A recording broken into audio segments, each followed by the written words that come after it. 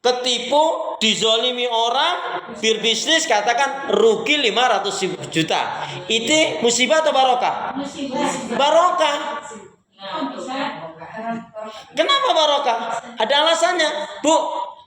Kenapa saya katakan barokah padahal dia jelas rugi 500 juta? Saya nggak katakan itu musibah, saya katakan barokah. Kenapa barokah? Karena dengan kejadian itu dia semakin dekat kepada Allah. Dia sadar selama ini mungkin kurang memperhatikan zakat, infak, sedekah. Dia sadar jangan-jangan dia bersangka jangan-jangan ini ada unsur ribanya. Dan dia sadar dengan ini kadang-kadang mengabaikan sholat, kadang-kadang sama keluarga lupa. Kan banyak kejadian seperti itu.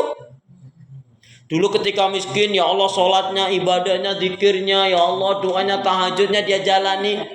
Ya, begitu diberi kekayaan, kelapangan rezeki oleh Allah, dia malah apa? Dia malah apa? Dia malah bersyukur. Ini kan baik sekali orang yang seperti ini, gitu loh ya.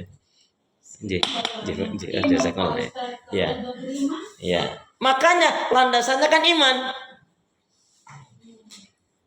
Landasannya iman.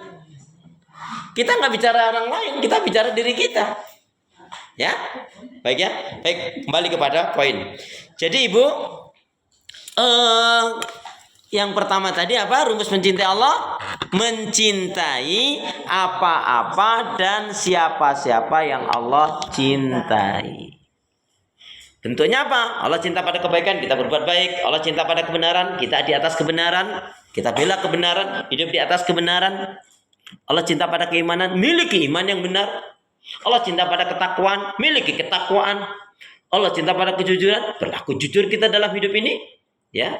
Kemudian dan lain sebagainya. Kemudian mencintai siapa-siapa? Allah cinta pada orang yang taat, orang yang bersyukur, orang yang beriman, orang yang bertakwa, orang yang berdakwah, orang yang istiqomah, orang yang menegakkan amar ma'ruf nahi munkar. Yang kedua adalah membenci apa-apa dan siapa-siapa yang Allah benci. Ini rumusnya dulu, ya. Allah benci yang namanya dusta, jangan dusta. Allah benci namanya kikir, jangan kikir. Allah benci namanya maksiat dan dosa, jangan berbuat maksiat dan dosa. Kenapa, Bu? Karena kemaksiatan dan dosa itu apa? Menggelapkan hati. Menjadikan kita itu ya nggak tenang jiwanya. Nggak ada orang ceritanya berbuat maksiat dan dosa itu tenang tuh, ya. Kemudian Allah benci kepada orang yang kafir, musyrik, zalim, fasik dan lain sebagainya. Nah, itu rumus mencintai Allah, yaitu Al-Baqarah 165 tadi ya. Nah, sekarang langsung pada poinnya, amalan-amalan yang dicintai oleh Allah. Yang pertama, u'budullaha wahda wa la tusyriku billahi syai'ah. Ya. Jadi amalan yang paling dicintai oleh Allah adalah beribadah kepada Allah, mentauhidkannya dan tidak syirik. Bismillah.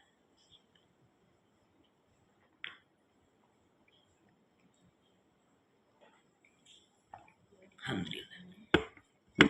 Beribadah kepada Allah, mentauhidkannya dan tidak syirik. Ibu, ini inti dakwah para nabi dan rasul. Bahkan yang lainnya tidak ada arti nilainya, Bu. Kalau yang satu ini tidak ada, ya. Beribadah kepada Allah, mentauhidkannya dan tidak syirik. Ibu, untuk mempertegas uraian ini, kita baca hadis Nabi. Bismillahirrahmanirrahim. Bismillahirrahmanirrahim. Qala Rasulullah sallallahu alaihi wasallam. Man mata walam yusyriku billahi syai'an dakhalal jannah wa man mata yusyriku billahi syai'an dakhalan nar. Hadis ini sahih dengan Imam Bukhari yang artinya barang siapa yang dia mati tidak musyrik, tidak mensekutukan Allah, artinya mentauhidkan Allah, maka baginya surga. Amin, gitu dong. Barang siapa yang dia mati musyrik, mensekutukan Allah dengan sesuatu, maka baginya neraka. Bu, ini poin yang pertama, ini adalah inti dakwah para nabi dan rasul. Bu, mahal hidayah itu, Bu. Maka harus kita jaga, kita rawat, kita pelihara, kita pertahankan. Contohnya siapa, Bu? Contohnya Nabi Nuh. Bapak tauhid Nabi Nuh itu, Bu. Pagi, sore, siang, malam mengajak kepada iman, kepada tauhid, ibadah kepada Allah, menjauhkan kesyirikan. Tapi anak dan istrinya kafir dan ingkar. Berarti apa? Hak prerogatif hidayah milik Allah. Nabi loh Bu, nggak bisa memberikan hidayah. Makanya Bu, kalau kita udah ngajak orang nggak mau, itu urusan dia dengan Allah. Bu, kita punya anak, punya saudara, kita inginkan dia baik iman, ternyata dia nggak mau juga, ya sudah kita serahkan saja pada Allah. Memang kita nggak bisa berbuat apa-apa kok. Tugas kita hanya mengajak, mengingatkan, menyampaikan, dan mendoakan. Nabi Lut, coba pagi, sore, siang, malam berdoa agar mau beriman, agar beribadah pada Allah, mentauhidkan Allah, tidak syirik. Tapi istrinya malah jadi pelopor lesbi. Kafir ingkar, mati dalam kekufuran. Sampai mati tidak bertobat. Nabi loh, tidak ada yang lebih baik daripada Nabi. Siapa istri Nabi Lut? Siapa istri Nabi Lut? Iya, Bulut. Ya. Istri Nabi Lut adalah Bulut. Istri Nabi Nuh? Ya udah. Astagfirullah. Lu daripada nyari-nyari susah.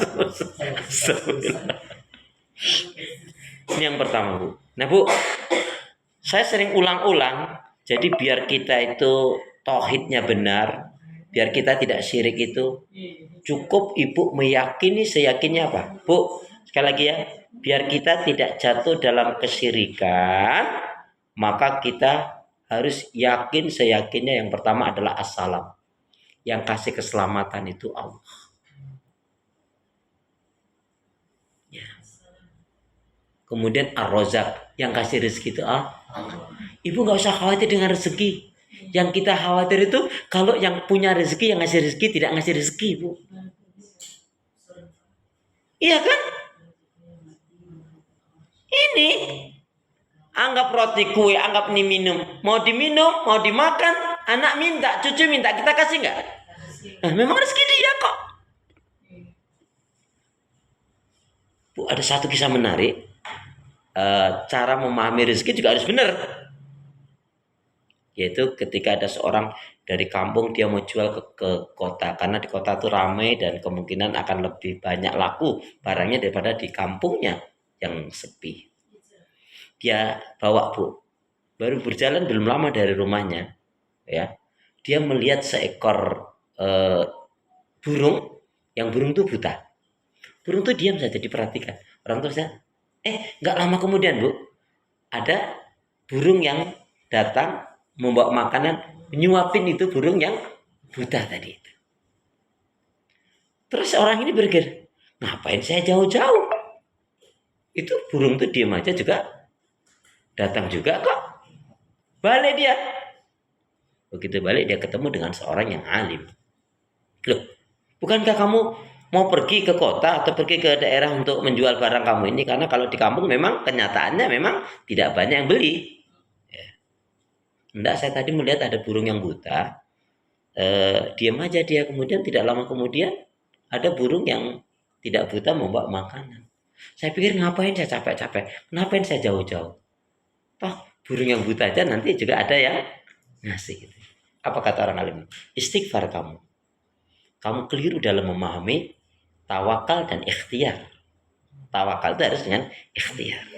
Coba, kenapa kamu berpikir jadi burung itu yang buta? Yang hanya menunggu.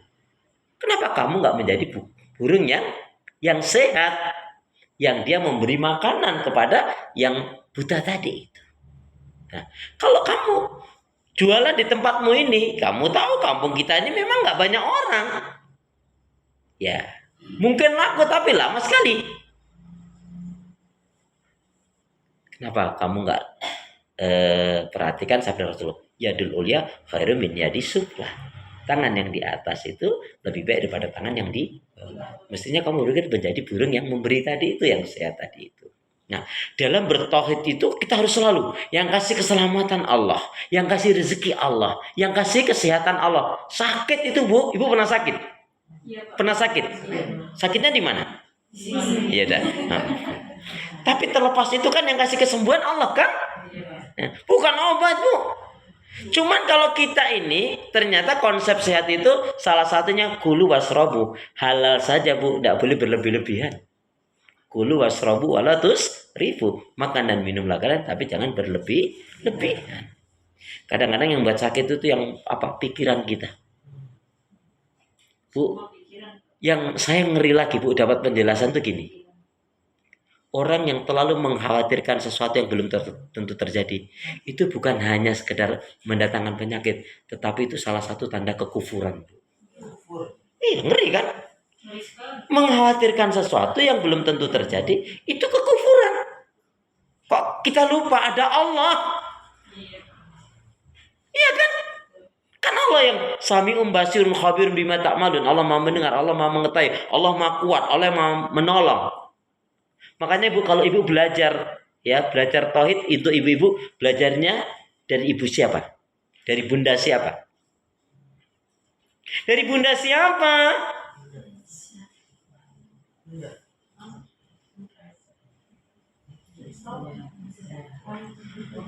Dari bunda siapa? Ibu belajar tauhid ini dari bunda siapa? Hah?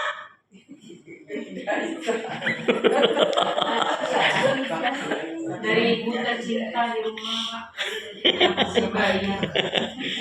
Bu, ini penting karena bahasan ini amalan yang menjadikan kita mantap, dicintai oleh Allah. Kalau kita ragu terhadap yang kasih rezeki, ragu yang kasih kesehatan, ragu yang kasih keselamatan, ragu yang kasih keberkahan hidup, ketenangan hidup, itu masalah diri kita, maka harus kita tuntaskan. Nah, itu awal musibah betul. Iya. Nah, kembali ibu-ibu belajar tauhid dari ibu siapa? Dari bunda siapa? Dari bunda Siti Hajar.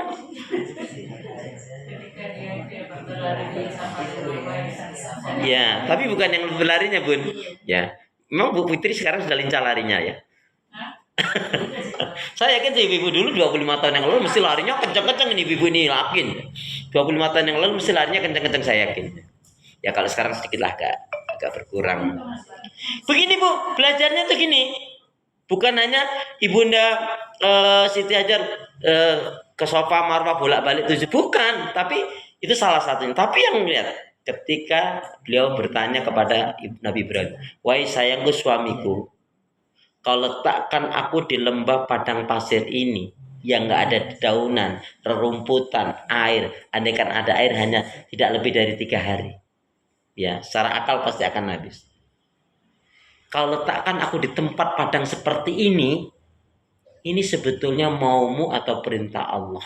Pertanyaannya itu tuh. Maka jawabnya Nabi Ibrahim, "Sayang, ini perintah Allah, ini bukan mauku tapi ini perintah Allah." Begitu mendengar jawaban ini perintah Allah, apa kata Ibunda Siti Hajar? "Kalau gitu segera kau pergi tinggalkan aku. Aku tidak ingin menjadi penyebab kamu terlambat untuk menunaikan perintah Allah." Maka ketika Nabi Ibrahim menyiapkan barang yang mau dibawa, apapun yang dikatakan, ini yang menarik. "Aku yakin Allah akan menolongku. Aku yakin Allah akan memberi rezeki aku. Aku yakin Allah tidak akan pernah menyia-nyiakan hambanya." Nah, itulah belajar tauhid itu dari Ibunda Siti Hajar. Banyak sekali. Contohnya Bu, antara cecak dengan nyamuk. Itu cecak nggak bisa terbang Bu. Makanannya nyamuk. Ya, itu pun nyamuk ada usahanya dengan cecak-cecak di dinding. Lalu makan. Ya, artinya Ibu, kalau kita di sini saya memahami gini, kalau kita mau baik, kalau kita mau sehat, kalau kita mau dicintai diri dari Allah, pastikan hati kita tuh selalu terikat kepada Allah. Amin gitu dong. Ini yang pertama. Ya, karena kata Rasulullah ketika ditanya atau satu penjelasan, afdalul amal yang paling utama dan paling dicintai oleh Allah, maksudnya adalah yaitu la ilaha illallah, kamu mentauhidkan Allah, kamu beribadah kepada Allah, mentauhidkannya, tidak syirik. Ini yang pertama. Dan ini inti dakwah para nabi dan rasul, surat An-Nahl surat 16 ayat yang ke-36. A'udzubillahi minasyaitonir rajim. Walaqad ba'atsna fi kulli ummatir rasula an ibudullaha wajtanibut taghut. Sungguh telah kami utus pada tiap-tiap umat nabi dan rasul membawa misi yang sama, mengajak menyeru manusia agar beribadah kepada Allah, mentauhidkannya, mengesakannya, dan tidak syirik. Taghut itu bahasanya banyak Bu ya. Taghut itu iblis laknatullah, para hakim yang jahat ya, kemudian para dukun-dukun, para tidak normal, dan termasuk orang yang dikultuskan, suka dikultuskan, mengkultuskan, dan juga segala sesuatu yang menjadikan kita yaitu terpaling 36 ayatnya 36 ya. Terpaling dari taghut itu adalah ayatnya 36 yaitu terpaling dari ibadah kepada Allah. Ini yang pertama. Yang kedua, amalan yang dicintai oleh Allah itu adalah membahagiakan orang tua. Bu, birrul walidain itu bukan baik loh Bu, bukan hanya sekedar baik sama orang tua, membahagiakan. Siapa yang dia betul-betul membahagiakan orang tuanya, maka dia akan dibahagiakan oleh Allah. Amin. Mohon maaf ya, Bu perhatikan ya, teman tetangga kiri kanan Ibu yang dia baik sama orang tuanya, yakin kehidupannya jauh lebih baik. Ya, lebih diberkahi oleh Allah dibanding dengan, mohon maaf ya, yang punya masalah sama orang tuanya. Semuanya bagus Bu, cuma kan poinnya ini bukan masalah bagus gak bagus, poinnya yang kaitannya dengan tauhidnya tadi. Iya, ya.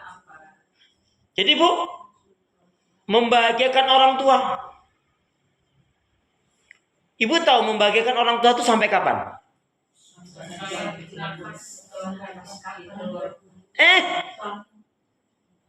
Bahkan sampai mati pun membahagiakan orang tua. Nah, ini membahagiakan orang tua kita yang sudah meninggal, satu, menyambung silaturahim.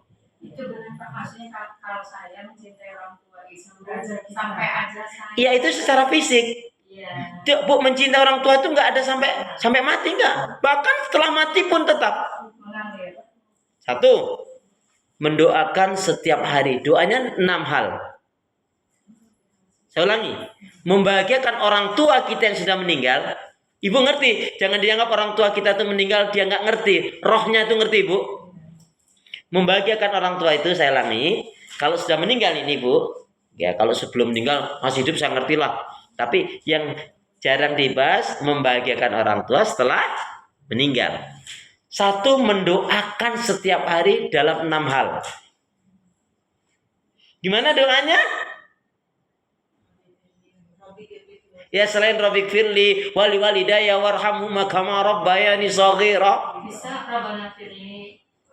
Ya, selain itu memperpanjang silaturahmi. enggak, doa dulu. Doanya kaitannya dengan 6 hal. Ikutin saya. Bismillahirrahmanirrahim. Ya Allah ya Arhamar Rahimin. Ampunilah kesalahan dan dosa kedua orang tuaku. Terimalah amal kebaikan ibadahnya. Berikanlah nikmat kubur atasnya.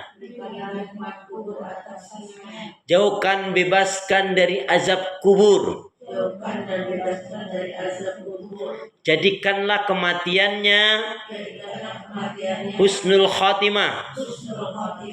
Dan tempatkanlah di sisimu yang tempat yang mulia. Itu doanya. Orang tua senang Bu, rohnya Bu. Jangan kau katakan mati mereka itu. Mati secara fisik Bu. Ya. Oh, nanti ada bahasan tersendiri masalah kitab roh. Jadi satu, mendoakan setiap hari yaitu 6 hal tadi. Ampuni kesalahan dan dosanya. terimalah amal kebaikan ibadahnya, berikanlah nikmat kubur atasnya, jauhkan, bebaskan dari azab kubur. Jangan ringankan. Kalau diringankan, cuma diringankan, masih jauhkan, bebaskan dari azab kubur, ya. Kemudian jadikanlah kematiannya baik, husnul khotimah, dan tempatkanlah di sisimu di tempat yang mulia. 6 hal tadi. Ibu cukup sekali membaca doa ini. Ya Allah, ambillah kesalahan dan dosanya, terimalah amal kebaikan ibadahnya, berikanlah nikmat kubur atasnya, jauhkan, bebaskan dari azab kubur, jadikanlah kematiannya baik, husnul khotimah, dan tempatkanlah di sisimu di tempat yang mulia. Ibu, doa ini cukup ibu baca sekali ba'da subuh. Ibu, sekali lagi ya, doa ini cukup sekali ibu baca sekali saja ba'da subuh, sekali ba'da duhur, sekali ba'da asar, sekali ba'da maghrib, sekali ba'da isya. Mau nyatet kan tadi setiap waktu. Tuh. Yang kedua, membahagiakan orang tua, menyambung silaturahim. Sama keluarga. Ya, sama orang yang dikenal atau dibaikin orang tua kita. Semasa hidupnya. Ya, contohnya kalau Bu Rini, Bu Fitri pulang ke kampung itu, ini orang gak itu lah, bayak deh sama orang lain itu, rancaknya. Kita datang, assalamualaikum. Kalau ada rezeki kita berbagi rezeki. Ya, itu Bu, kegembiraan orang itu dirasakan loh oleh orang tua kita yang sudah meninggal. Ya, jadi menyambung silaturahim. Yang ketiga, berbagi rezeki. Berbagi rezeki. Kalau tadi kan silaturahim, kalau ini berbagi rezeki Bu, dengan orang-orang yang ya dekat atau yang pernah dibantu ditolong oleh orang tua kita.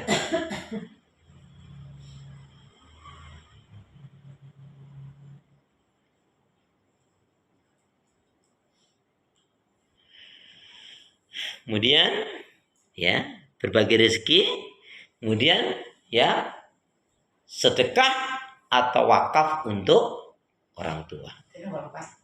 Ya, yang keempat bersedekah, ya bisa sedekah, bisa badal badal haji dan termasuk kurban dan wakaf. Tapi yang tertinggi wakaf ya Bu ya. Yang paling dasar wakaf. Wakaf itu daripada badal haji, menurut saya lebih baik wakaf untuk orang tua kita. Ya, wakaf jariah tentunya. Karena itu sampai hari kiamat itu. Baik. Itu membahagiakan orang tua.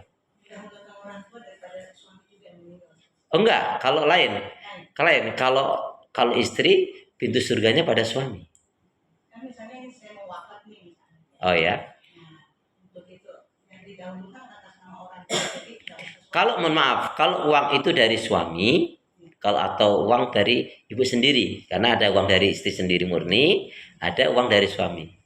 Sebetulnya cukup ibu menggandengkan, mencantolkan. Bismillah, ya Allah, ini wakaf atas nama saya, keluarga, dan kedua orang tua saya, atau bunda saya, atau ayahanda saya. Sebetulnya itu dilakukan tidak menunggu sudah meninggal. Bahkan ketika masih hidup pun ibu masukin kotak infak itu, Bismillah ya Allah, ini infak sedekah atas nama saya dan keluarga saya dan kedua orang tua saya. Orang tua kita ya Bu, itu dapat kebaikannya. Ya tunggu dulu, mertua itu tunggu dulu, sebentar. Gimana tadi? Saya mau mengangkatkan tanah saya. Tapi kan tanah ini peninggalan suami kan. Oh, peninggalan suami. Saya mau membangun masjid. Itu atas nama suami atau nama orang tua? Ibu cantolkan semua. Ya Allah, Bismillah Pak Yai, Pak Ustadz, ini wakaf atas nama saya, suami, saya dan suami dan kedua orang tua saya.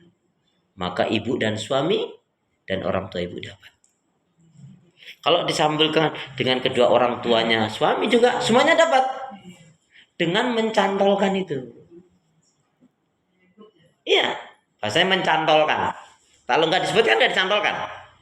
Ya, ngerti ini wakaf siapa Bu? Ini atas nama Ibu Maria Holo. Siapa Maria Hulu?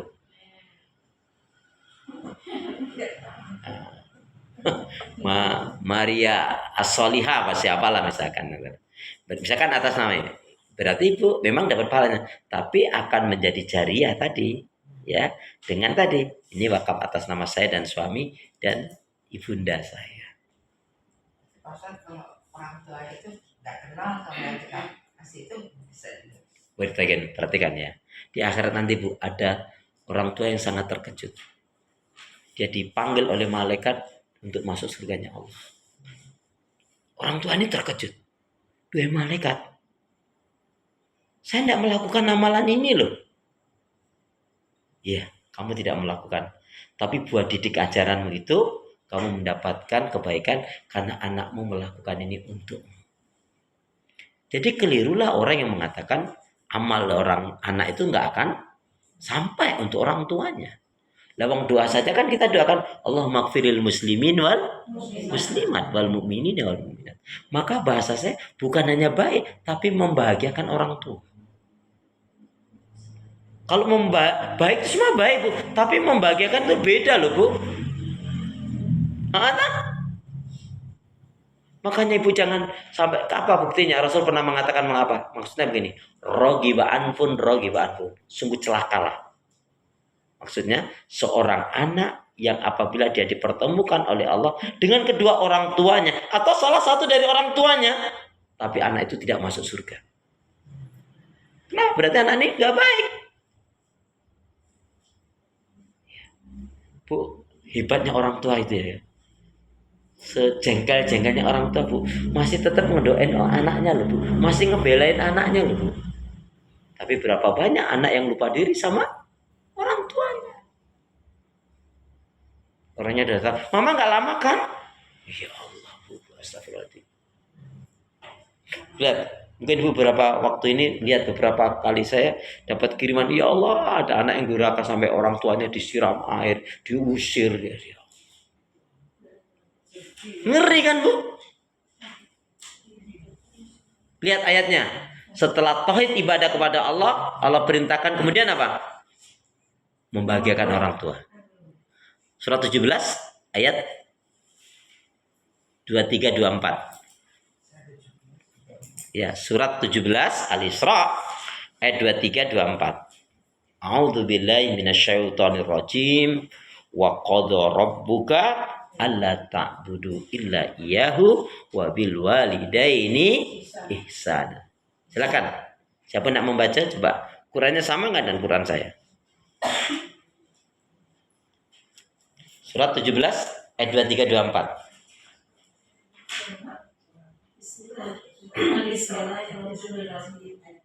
Dan Tuhanmu telah memerintahkan agar kamu jangan menyembah selain Dia.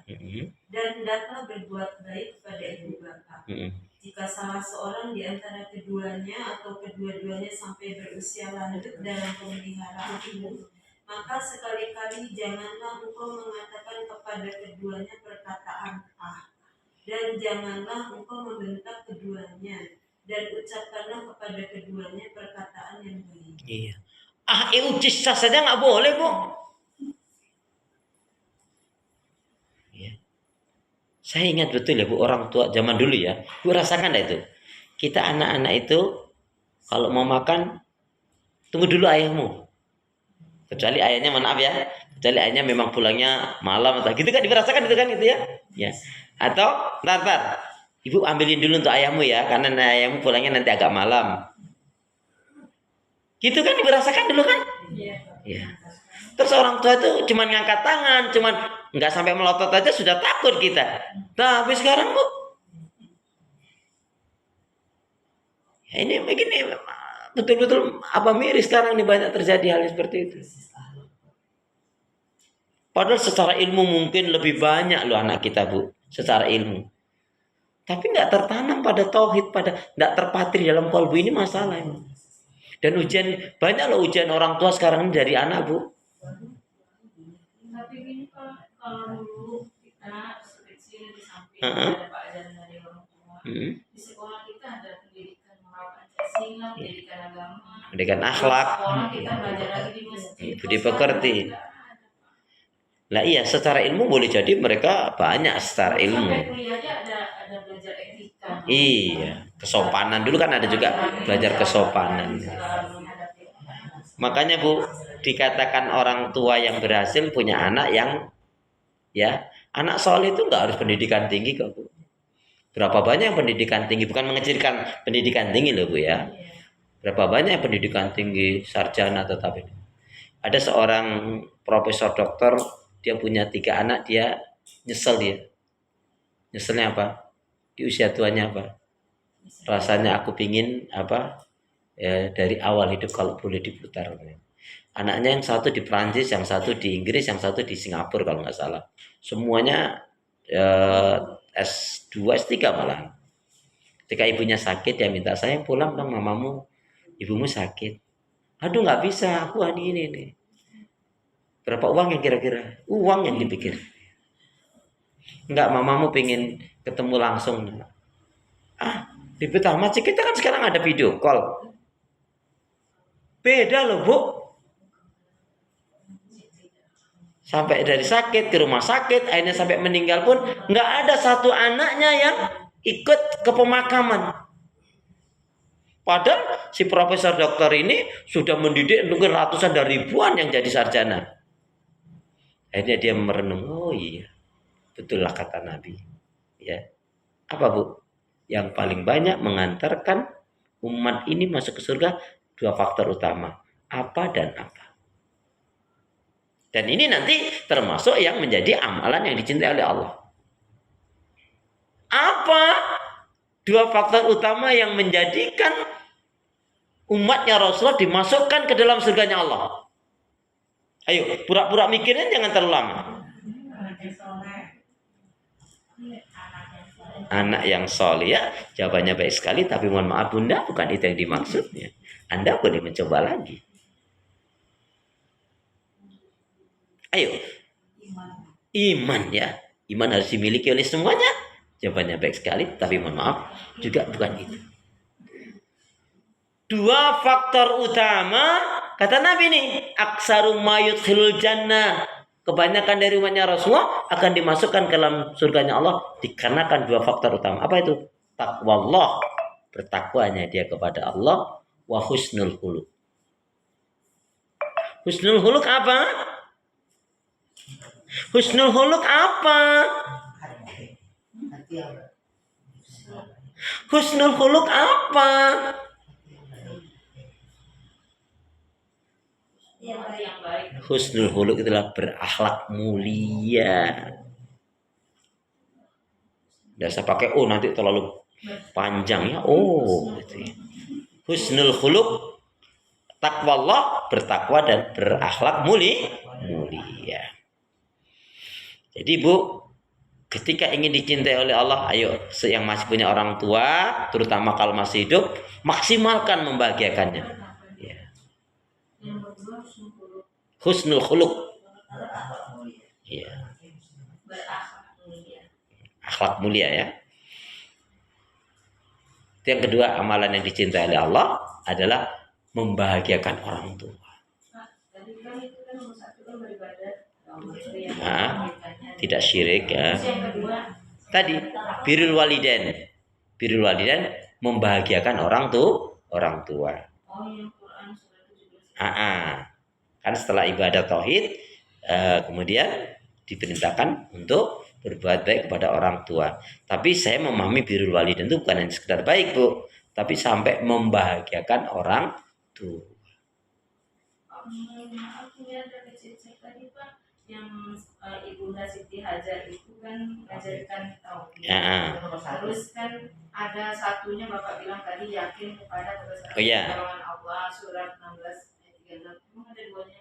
Ini maksud saya ketika kita belajar tauhid, ibu-ibu terutama dari Ibunda Siti Hajar.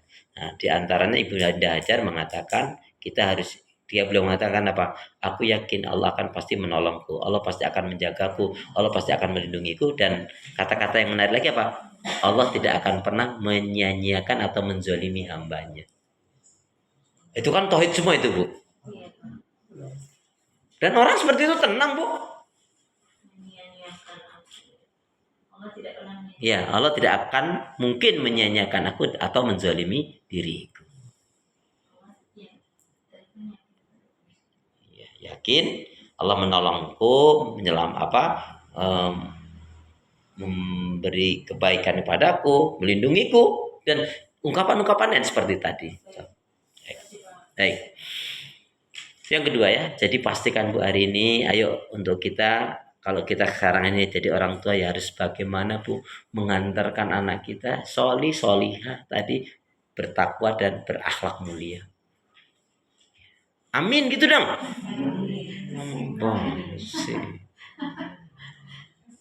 Baik.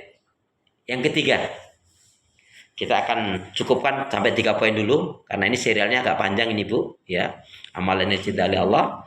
Yang ketiga adalah asidqu.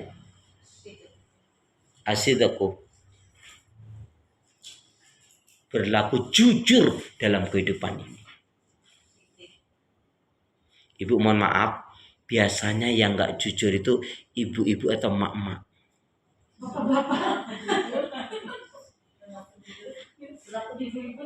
Berlaku jujur dalam kehidupan. Asidku berlaku jujur dalam kehidupan. Ya, dalam kehidupan. Ibu, saya tanya, biasanya yang nggak jujur ibunya anak-anak atau kaum istri? Jangan Bapak ngomong kayak gitu. Ya sudah, ibu-ibu biasanya yang nggak jujur suami atau istri? murah apa?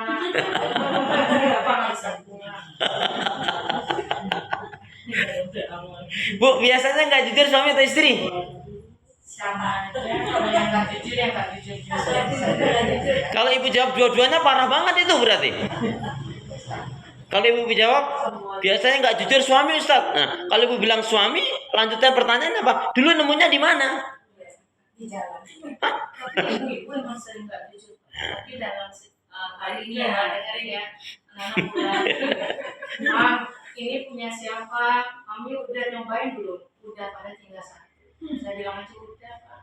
Udah dimakan bapaknya, makan yang lain. Sering nggak jujur begitu Pak.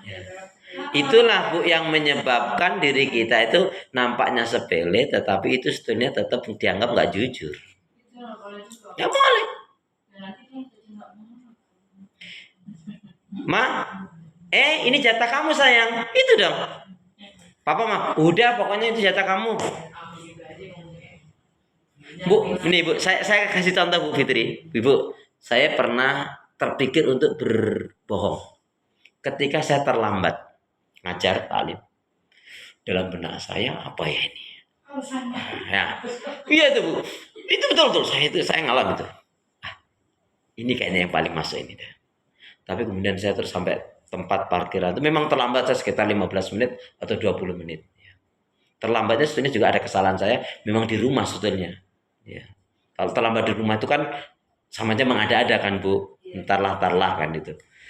Saya terus begini. Astagfirullahaladzim, kenapa aku harus bohong? Akhirnya saya berkata, Assalamualaikum salam. Ustaz kok terlambat sih? Ya. Biar saya nggak bohong itu apa Bu? Ya tadi saya sudah 1001 alasan sini ada loh Bu gitu. Saya bilang ini. Udah deh Bu nggak usah dibahas. Yang penting kan sudah datang kan saya. Ayo kita ngaji gitu loh. Selesai Bu. Daripada saya bilang, iya di rumah ini tadi gini, di jalan anak gini. Mesti itu kan ada bohongnya. Dan saya nggak tenang. Saya bilang, Ustaz kok terlambat sih? Ya wajar lah begitu, emang terlambat Bu. 20 menit saya terlambat. Udah deh Bu, gak usah dibahas. Yang penting saya sudah datang, alhamdulillah ya. Ayo dan kita ngaji. Selesai kan Bu? Dan saya nggak bohong. Halo? Gitu. Ibu, ini masalah bahasan jujur ini ternyata kan udah bicara jujur pasti kaitnya dengan dusta kan? Apa kata Nabi yang pertama? Alaikum bisidqi. Hendaknya kalian berlaku jujur dalam kehidupan ini. Kenapa? Karena jujur itu dicintai oleh Allah, disukai oleh manusia, membawa kebaikan, mengantarkan ke surga. Amin. Saya ulangi, hendaknya kalian berlaku jujur. Karena jujur itu dicintai oleh Allah, disukai oleh manusia, membawa kebaikan, mengantarkan ke surga. Amin. Amin. dan jauhilah oleh kalian akan dusta, karena sesungguhnya dusta itu dibenci oleh Allah, dijauhi manusia, membawa keburukan, menyeret ke neraka. Iya Pak. Enggak jujur tuh Pak, misalnya gini ya, maaf ya. Ya. Maaf Bang. Waktu mau nikahin anak. Mam, kita harus bayar ini. Mamnya ada sih mau bilang ada, tapi dan Allah itu memberi terus Pak. Ya. Saya yakin ada, tapi berbohong. Kan ibu bilang ada. Kalau ibu bilang ada itu nggak berbohong. Kecuali dia kurang nggak mas, sebetulnya sih kurang. Kan ada, tapi memang masih kurang. Kan anak nggak tanya lagi. Ada nggak ma? Ada sayang. Ya, itu nggak dusta ibu. Walaupun kadang nggak cukup. Iya. Kecuali dia, tapi kurang kan ma? Kalau ibu bilang enggak, nah itu berdusta. Beda bu. Banyak dusta Pak. Kalau kayak Bu, ini ngeri ya. Keterangan dari hadis Nabi tadi, ini yang saya juga ngeri banget ini. Innahu la yastaqimul abdu imanan qalban salim. Ini yang paling ngeri bu. Innahu la yastaqimul abdu imanan qalban salim. Selamanya. Siapapun orangnya tidak akan bisa menjadi seorang muslim mukmin yang baik dan tidak akan mungkin memiliki hati yang bersih, hati yang baik juga kalau dia masih suka berdusta, kalau dia tidak meninggalkan dustanya. Ngeri bu itu. Bu, bahkan ya, saya baru dapat curhatan. Bayangin aja bu, 30 tahun dari susah diangkat jadi orang lah begitu. Bapak itu cerita bu, yang katanya Pak SB bu. Karena dulu beliau itu ikut, yang ngasuh itu ibunya dia ini. Jadi sekarang ya namanya dulu juga diasuh kan anaknya ibu ngerti, dipercaya itu sampai keuangan bu. Berapa yang digondol bu? Enggak kurang 1,5 M.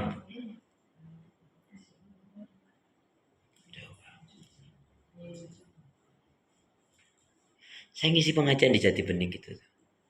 Ustaz, hari ini saya harus kelihatan nggak tenang. Kenapa bu? Ini bu, beliau ngangkat anak angkat dari SD kelas 3 atau kelas 4 itu. Sampai kuliah bu. Sampai beliau itu sudah belikan rumah, anaknya ini laki, ya. Beliau yang menguliakan untuk pernikahan, habis pernikahan itu mau dikasih rumah, bu. Tapi dia belum bilang ke anaknya ini. Jadi selama ini bisnisnya ini bu, uangnya tuh dicatat anak ini bu. Dan itu kalau dirupiahkan banyak, mungkin jutaan. Jadi akhirnya ya rumah itu nggak jadi diberikan kepada anak itu tadi. Kemudian masalah pernikahan ya terserah kamu lah. Kalau mama gitu, kamu tahu sendiri kira-kira apa mama pertama.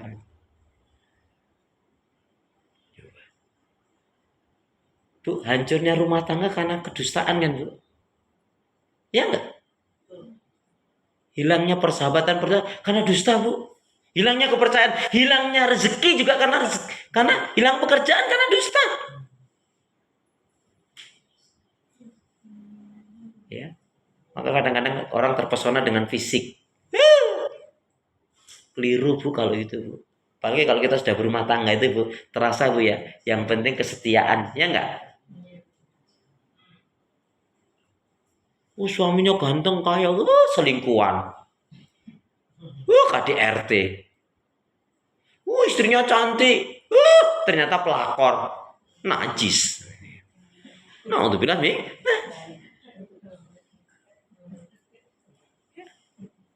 Nah, membangun kejujuran itu. Ya alhamdulillah.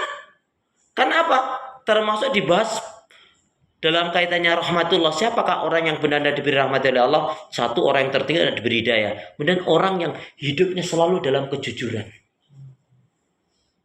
Coba ibu lihat surat At-Taubah. Ya. Surat 9. Ayatnya mencari sendiri atau sekalian? Nggak apa-apa ini. Ayatnya ya. A'udzubillahi minasyaitonirrajim. Ya ayyuhalladzina amanu taqullaha wa kunu ma'as shadiqin. Itu ayatnya ibu. Suratnya 9. Ayatnya gimana Bu Fitri? Nggak apa-apa ini Bu Rini, saya kasih tahu nih. 119. Ya ayyuhalladzina amanu taqullaha wa kunu ma'as shadiqin. 19. Enggak, ayat surat 9 ayat 119. Silakan. Siapa nak baca? Bismillahirrahmanirrahim. Wahai orang-orang yang beriman, bertakwalah kepada Allah dan bersamalah kamu dengan orang-orang yang beriman. Bu, di situ katakan benar, itu bukan sodikun itu sidik itu jujur. Ibu tahu kan Nabi yang dipercaya itu Al-Amin itu karena kejujurannya kan? Itu sebelum diangkat menjadi Rasul kan? Bu, kita baca hadis Nabi dulu. Bismillahirrahmanirrahim. Qala Rasulullah sallallahu alaihi wasallam.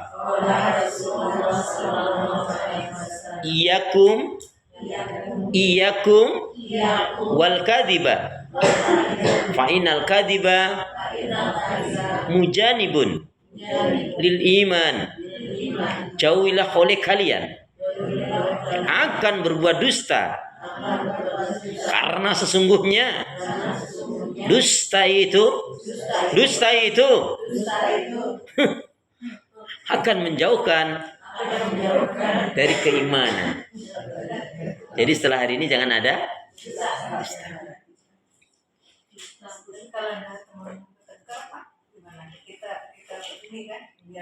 Tunggu dulu, kasusnya bagaimana dulu?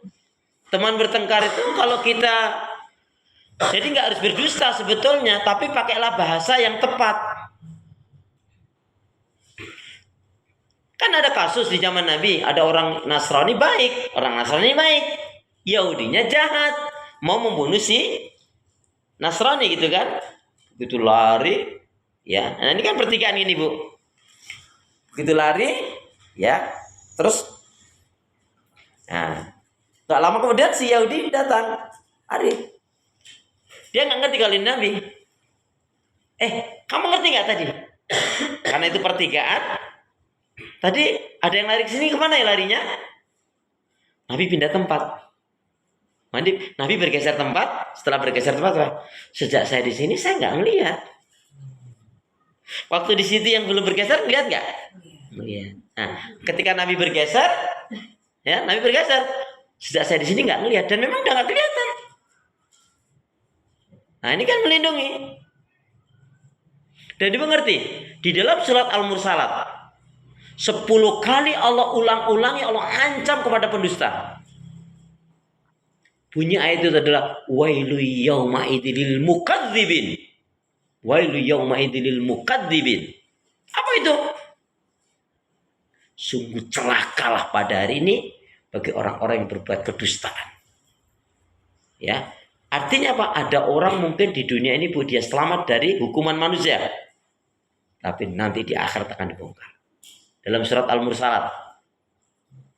Surat yang ke-77. Nah, itu rumornya surat Al-Mursalat ini Bu, kalau sholat duha tidak boleh dibaca. Rumornya surat Al-Mursalat, surat yang ke-77, rumornya kalau sholat duha, surat Al-Mursalat ini nggak boleh dibaca. Kalau tidak hafal.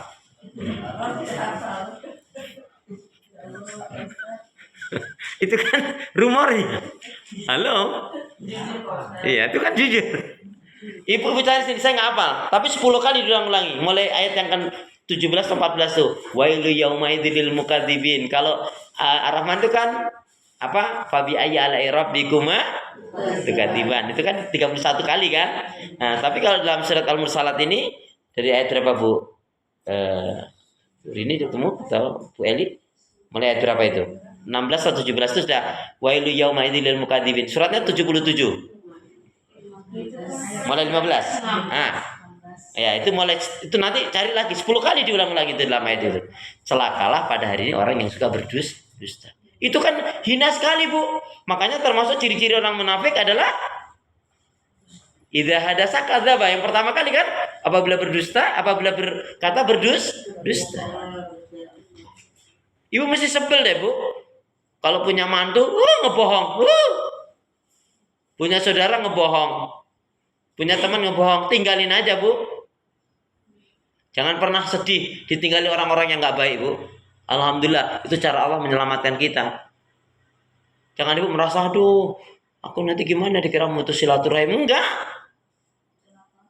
Yang perlu kita perhatikan, yang perlu kita baikin, yang perlu kita sayangin, yang perlu kita cintai, yang perlu kita bahagiakan adalah diri kita sendiri, termasuk menjaga perasaan kita, Bu. 6 kali atau 7 kali? 10 kali.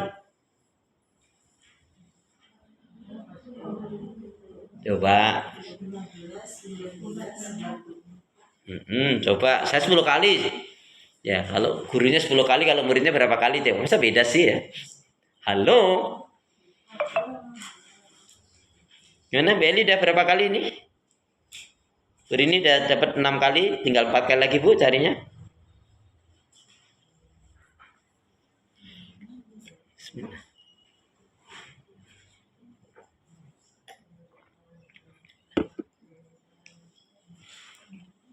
Sudah ketemu? Bu Lia nggak nyari sih? 10 Pak. 10 kali? Emang 10 kali? Benar Pak. Iya. 10 kali.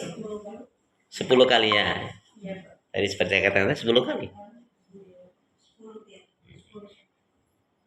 Kemudian Bu, dipertegas tentang dusta ini dilihat surat An-Nahl. An-Nahl 105. An-Nahl 105.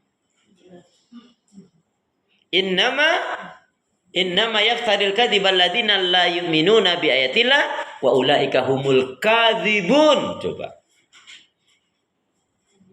105. Silakan siapa nak membaca? Sesungguhnya orang-orang yang mengadakan kebohongan itu Yang mengadakan kebohongan hanyalah orang-orang yang tidak beriman kepada ayat-ayat Allah. Mereka itu para pembohong. ya, berarti memangnya apa Bu?